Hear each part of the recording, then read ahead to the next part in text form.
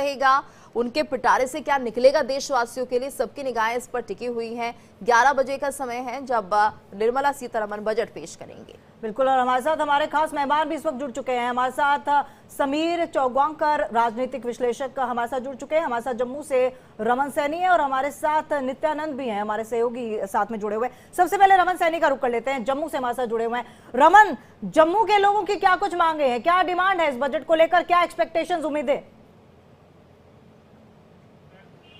जी हाँ, बिल्कुल। देखिए, आज देश की वित्त मंत्री जो है वो लगातार अपना 8वां बजट जो है वो पेश करने जा रही हैं। महज 1 घंटे से भी कम का समय जो है वो बचा है जब निर्मला सीतारमण संसद भवन पहुंचेंगी और उनका पिटारा जब खुलना शुरू होगा तो देखना होगा कि कितनी राहत जो है वो देश की जनता को मिलेगी, क्योंकि उम्मीदें जो हैं वो जनता को इस बार के बजट को लेकर बहुत ज़्यादा है। उनको लगता है कि टैक्स स्लैब में जो है वो भारी छूट जो है वो हो सकती है, टैक्स स्लैब को बढ़ाया जा सकता है, जीएसटी में जो है वो छूट हो सकती है, महंगाई कम करने की कोशिश जो है वो केंद्र सरकार की तरफ से हो सकती है। यहाँ पर कुछ लोग भी हमारे साथ मौजूद हैं, उनसे बात कर लेते हैं। सर, आपका नाम क्या है?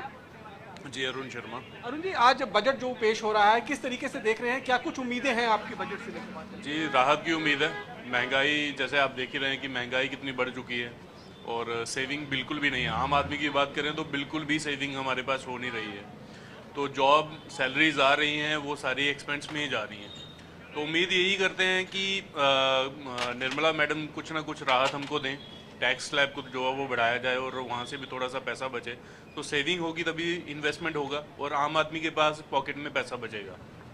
देखिए, यहाँ पर जितने भी लोग हैं उनका जो नौकरी पेशा लोग हैं उनका साफ तौर पर कहना है कि इनकम टैक्स के स्लैब को बढ़ाने की जरूरत है, क्योंकि पिछले 2 सालों से लगातार 7 लाख का जो स्लैब जो है वो न्यू रिजीम में रखा गया है, जो न्यू रिजीम में टैक्स अपने फाइल कर रहे हैं। तो इस बार ये टैक्स स्लैब बढ़ाने की बिल्कुल रमन, और ये बहुत बड़ी रियायत होती है टैक्स में, जिसके चलते जो मध्यम वर्गीय परिवार है वो अपने बजट को सही तरह से रखता है, या फिर उससे अगर कुछ खर्चा करना होता तो टैक्स से अगर छूट मिल जाए तो ये बहुत बड़ी छूट मानी जाती है। इस वक्त हमारे साथ और भी लोग जुड़े हुए हैं, हमारे साथ नित्यानंद हमारे संवाददाता जुड़े हुए हैं। नित्यानंद, आपसे हम समझना चाहेंगे जो आपके साथ लोग मौजूद हैं वो क्या चाहते हैं इस आज के आने वाले बजट से?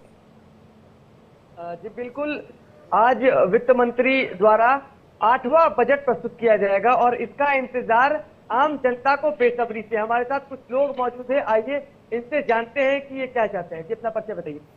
मैं एडवोकेट अंकित मिश्रा हूँ। अंकित जी, कुछ ही देर में वित्त मंत्री आम बजट को प्रस्तुत करेंगी, तो क्या कुछ उम्मीदें हैं आम बजट से? देखिए, वित्त मंत्री जी से मुझे कुछ ज्यादा उम्मीद नहीं है। उन्होंने जो अभी तक कार्यकाल जो उनका रहा है बहुत संतुष्टिजनक तो हुआ नहीं है, फिर भी एक उम्मीद और आशा मैं उनसे कर सकता हूं कि उनका बजट किसानों के हित में हो, किसानों के लिए, डाइवर्सिफिकेशन की खेती के लिए, क्योंकि आज पंजाब का जो ग्राउंड वाटर है वो बिल्कुल नीचे जा रहा है, उसको सेव करने के लिए, पंजाब को रेगिस्तान बनाने से रोकने के लिए ऐसे यत्न होने चाहिए। और पंजाब के किसान की, देश के किसान की एमएसपी की गारंटी की बात चल रही है, उसको हमें आशा है कि आज एमएसपी की गारंटी जो है वो केंद्रीय बजट में अनाउंस करेगी। इसी के अलावा हमने एक और मांग करी थी कि पंजाब जैसे पूरा मालवा है वो चंडीगढ़ से रेलवे ट्रैक नहीं बना हुआ, खास करके राजपुरा से लेके चंडीगढ़ तक, उसकी डिमांड करी है। 2 वंदे भारत ट्रेन की बात करी है।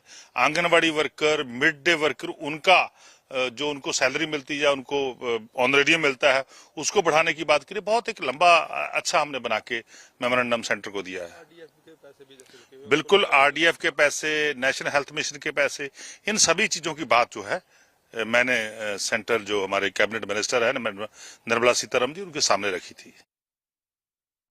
पंजाब के वित्त मंत्री हैं हरपाल सिंह, और वो कह रहे हैं कि उन्हें एमएसपी पर